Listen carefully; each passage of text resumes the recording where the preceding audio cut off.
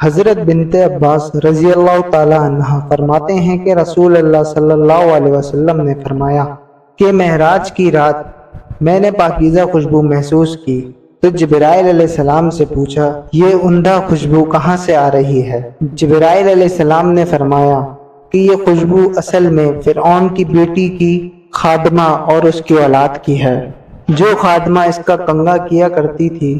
میں نے اس کا حال پوچھا تو جبرائیل علیہ السلام نے فرمایا ایک دن وہ فرعون کی بیٹی کے کنگھا کر رہی تھی کہ کنگھا اس کے ہاتھ سے گر گیا۔ اس نے کہا کہ بسم اللہ۔ اس خادمہ کا بسم اللہ کہنا فرعون کی بیٹی نے سن لیا۔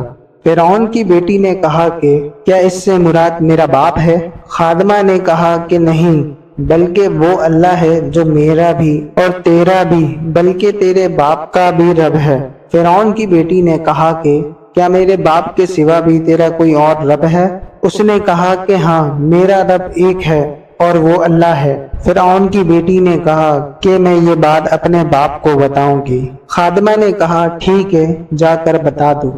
چنانچہ فرعون کی بیٹی نے اپنے باپ کو ساری بات بتا دی۔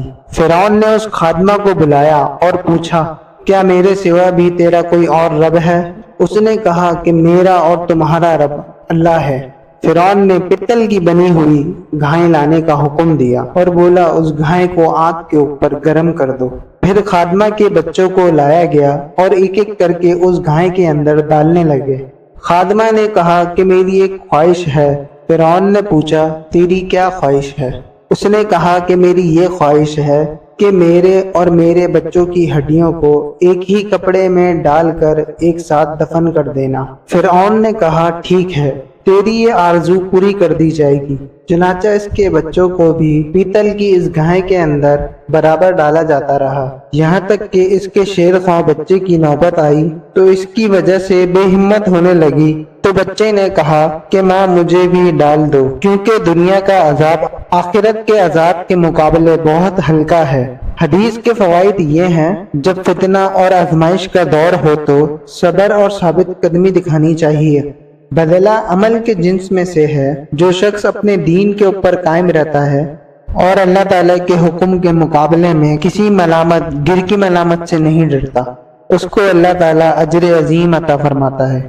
جیسے کہ فرمایا یعنی صبر کرنے والوں کو بے حساب پورا اجر دیا جائے گا۔ معلوم ہوا کہ سرکش اور ظالم آدمی سے ایسے امور کا مطالبہ کرنا جائز ہے جس میں اس کی مصلحت موجود ہو، جس طرح اس عورت نے فرعون سے یہ مطالبہ کیا کہ اس کی اور اس کے بچوں کی ہڈیوں کو ایک ساتھ کپڑے میں ڈال کر دفن کیا جائے۔